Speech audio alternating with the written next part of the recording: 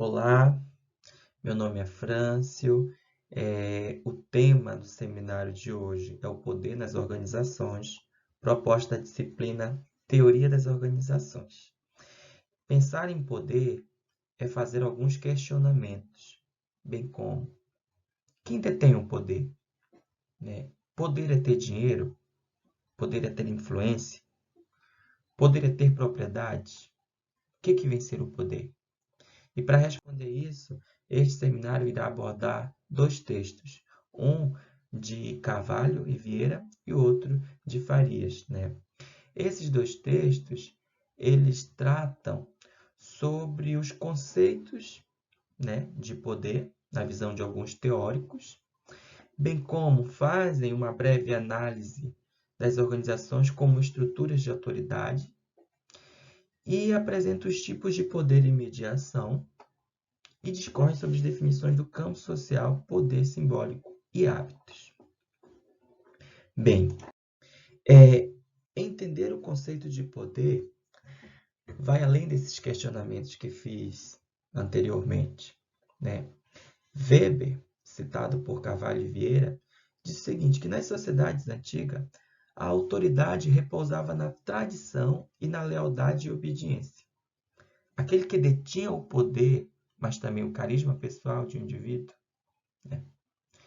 Enquanto na sociedade moderna, as bases de autoridade elas encontram-se na supremacia da razão e no contrato social, onde o capitalismo vem ser esse desencadeamento do mundo e a burocracia um meio racional que controla o trabalho dos indivíduos.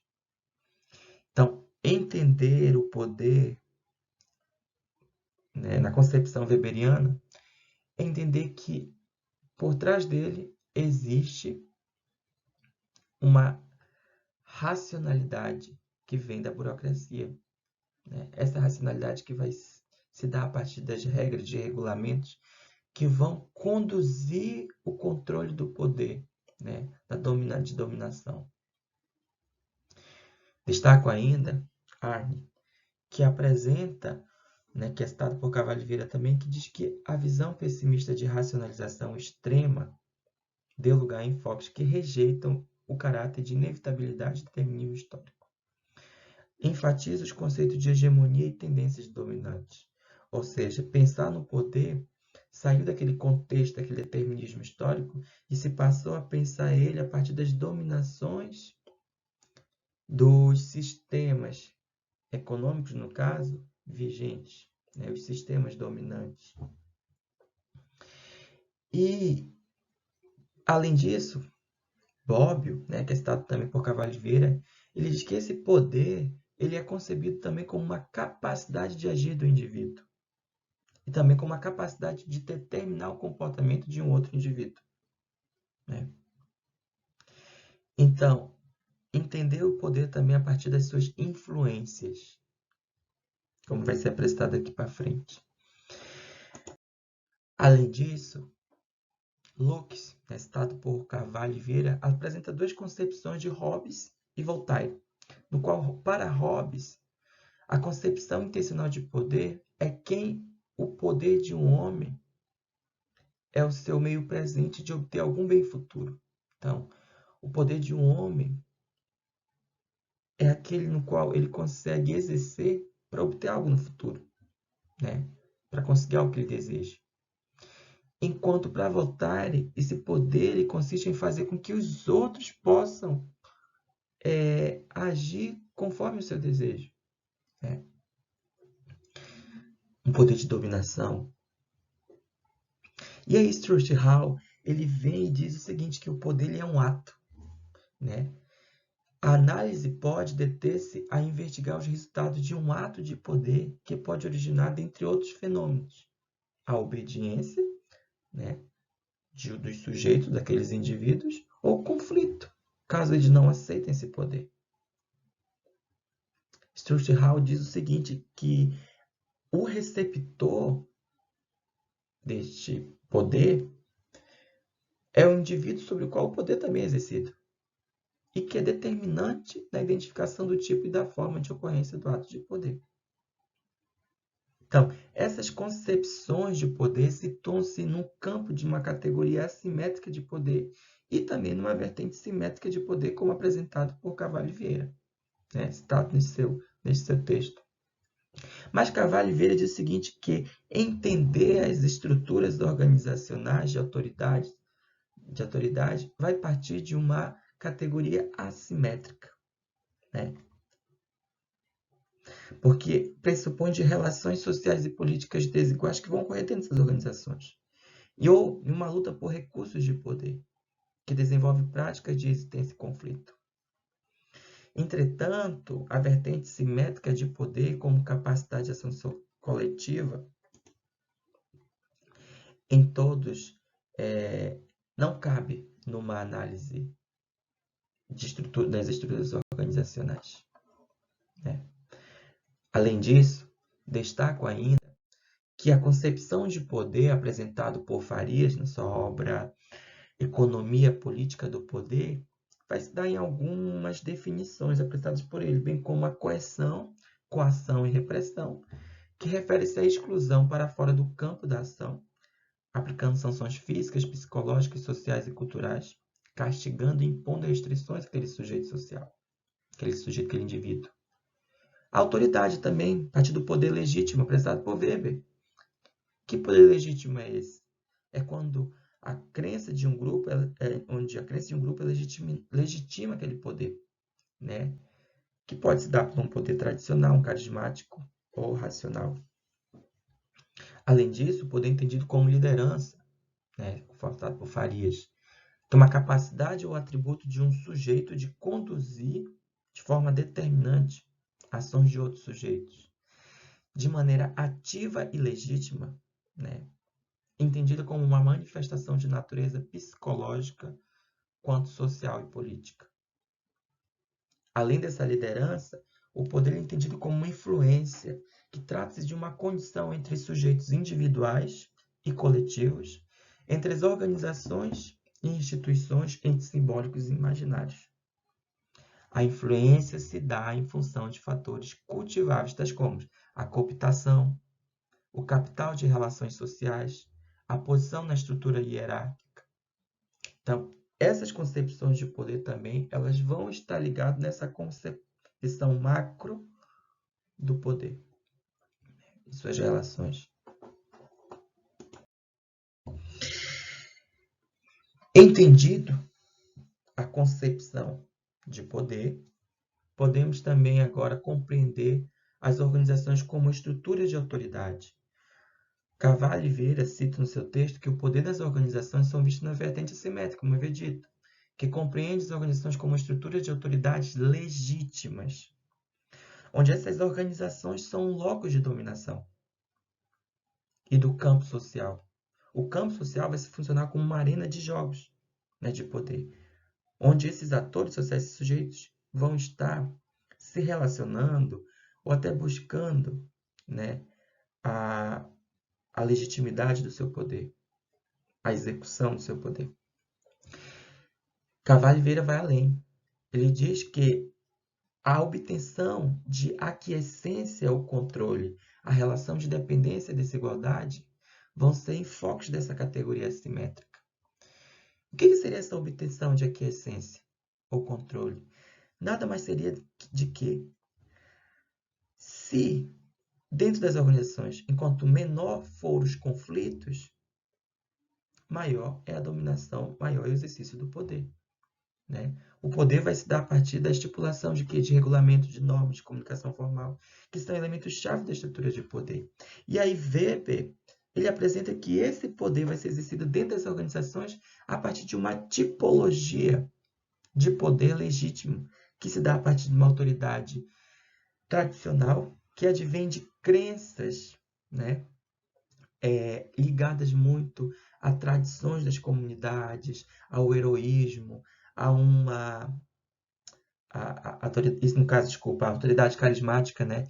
Enquanto a autoridade tradicional vai estar ligada muito às questões de crenças culturais ou geracionais de dentro daquelas organizações, e a racional legal baseada num caráter mais formal, legal, a partir de normas, de regulamentos, ok? Então, além disso, quando se fala nessas estruturas organizacionais e a ação dessa autoridade, é interessante entendermos quais são os fatores que determinam o poder. E Francis e Raven, citados, né, por Cavalli-Vieira, diz o seguinte, que essas relações elas vão possuir uma base, e essas bases vão te dar a parte da correção, que seria a punição, a recompensa como uma gratificação, a legitimidade como um reconhecimento daquele poder, a referência como uma imitação de um poder ou de uma autoridade já é uma autoridade anterior, a especialização como uma formalização, uma formação, né? Formação.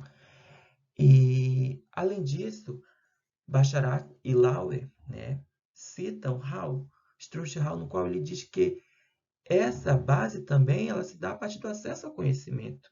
Então, quem detém de informações de conhecimento podem também ter esse poder, né? E ele discute isso a partir de alguns de 4 aspectos, como o cargo, que vem ser essa posição dentro da organização, o carisma, né? Essa característica pessoal do indivíduo que ele pode ter, a especialização como aquela formação e a oportunidade como uma forma de você exercer o seu poder dentro da organização, ter uma oportunidade de exercer ele. E Cavalli-Vieira ainda cita o Calvert, no qual ele diz que o exercício do poder se dá a partir da personalidade, que é esse caráter individual, né? A propriedade como se fosse uma propriedade simbólica ou até material, e a organização como um espaço para a execução, para que o indivíduo exercite esse poder, né? E, por fim, o Faria, ele diz que essas bases do poder elas são vistas a partir de 4 dimensões. As articulações políticas, né? Onde se dá o desenvolvimento de estratégias, de programas que vão facilitar com que a autoridade ela consiga dominar aquela organização ou influenciar aquela organização, né? A autoridade legítima, quando ela é reconhecida pelos sujeitos sociais, a coerção, quando ela é aplicada, caso essas articulações políticas, essa autoridade ela não seja legitimada, e o simbólico, ligado à influência que a autoridade possui com aquela comunidade, né?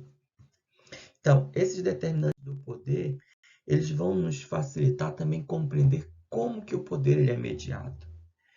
E a partir disso aí, apresento o pensamento de Pages, que é citado por Cavalli-Vieira, no qual Pages diz o seguinte, que as organizações como sistema de mediação apresentam 2 características, a introjeção, que é a interiorização, né, dessas regras dentro da organização, a solidificação da ideologia, que é o cumprimento, a realização de técnicas que vão possibilitar com que a autoridade e o poder sejam de fato exercidos, né? E para isso, Pages apresenta 4 tipos de mediação: a política, a ideológica, a econômica e a psicológica. A política, ela vai estar a econômica, ela vai estar baseada numa política de bons salários e carreira, né? Onde a aceitação do trabalho excessivo e dos objetivos de lucro e a expansão da empresa vão estar relacionados à produção desse sistema social dominante, que seria o capitalista, né? Então, aqui a gente poderia citar a figura do Homo economicus, que seria um sujeito social que vai estar ligado a essa estrutura, né, no qual ele aceita essa proposta de trabalho, esse excesso de trabalho, no qual ele objetiva também o lucro, né? Ele objetiva o seu salário, condições melhores. Já a mediação política, ela vai estar ligada às técnicas de administração que vão garantir as diretrizes centrais da empresa e incentiva a capacidade individual, responsáveis por mediar a contradição entre o desejo do indivíduo de ter autonomia a respeito da política, né? Além disso, destaco a ideologia e dominação, onde ela produz uma ideologia semelhante da empresa, né? Onde essa ideologia, o indivíduo, ele vai desenvolver a partir de um sistema de crenças e valores criados, né, dentro dessas organizações. Só que isso transmite uma falsa realidade, né, uma falsa realidade. E essa ideologia, ela apresenta como se fosse uma nova religião, uma fé empresarial. Então, ela vai ser um elemento fundamental para o exercício do poder da organização e para a alienação do indivíduo. Enquanto a dominação psicológica, os privilégios e restrições se dão a partir de coerções, que vão se transformar em prazer e angústia, onde o prazer vincula-se à sensação de dominação e a angústia vincula-se aos mecanismos de controle sobre o indivíduo. E pensar nessas estruturas, né, é também entender que elas são exercidas dentro de um campo, chamado por Bourdieu, né, de campo social. Né? E esse campo social também, esses sujeitos sociais, eles vão estar em volta de um poder simbólico e do hábitos. Né? E o que seria o campo social? Segundo Bourdieu, o campo social ele representa um microcosmo autônomo do interior de macrocosmos sociais. Ou seja, o campo social é esse espaço estruturado com suas próprias regras, né, de funcionamento, em que um conjunto de relações de forças objetivas são impostas a todos que o entram. Né? As organizações seriam esse campo social. Então, esse campo social também ele tem que ser entendido que dentro dele será exercido um poder simbólico ou poder subordinado. Né? E esse poder subordinado, ele possui uma forma transformada, quer dizer, irreconhecível, transfigurada e legitimada das outras formas de poder. O poder simbólico ele também pode ser analisado a partir do ponto de vista do capital simbólico. E o que é capital simbólico? Ele refere-se a uma acumulação de prestígio, de honra, de consagração daquele indivíduo. O indivíduo deve ter uma quantidade mínima de propriedades, como conhecimento, talento ou habilidade, para que ele seja legitimado. Né? E isso vai colaborar para o conceito de hábitos. Carvalho e Vieira citam Bourdieu e diz que o conceito de hábitos refere-se ao conjunto de ferramentas simbólicas, onde os hábitos são gestos, pensamentos e formas de estar. Né? Que às vezes o indivíduo acaba incorporando e realizando sem ter noção, né? Sem ter consciência deles. O hábito ele pode ser apresentado a partir do determinismo, restringido à ação, e à autonomia, onde o indivíduo pode ser autônomo, livre, racional. Então, segundo Bourdieu, hábitos é um sistema de disposições duráveis e transponíveis, que integrando todas as experiências passadas funcionam a cada momento como uma matriz de percepções, apreciações e de ações.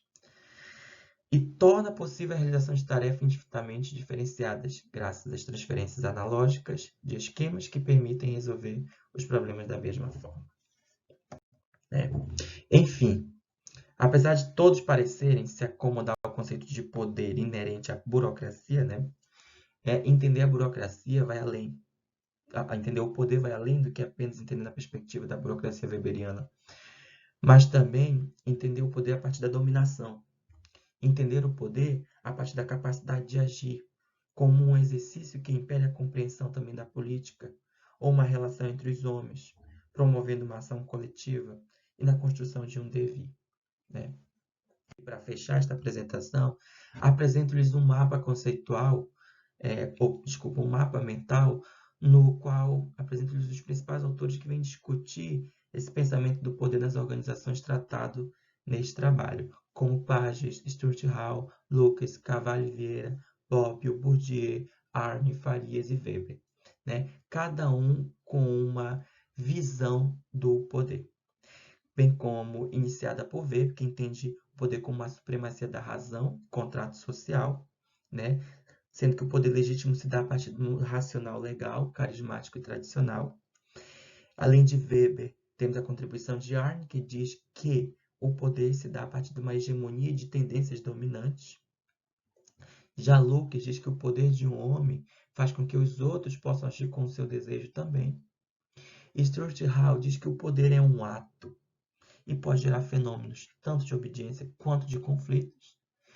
E os determinantes desse poder podem se dar a partir do cargo, da carisma, da especialização e da oportunidade.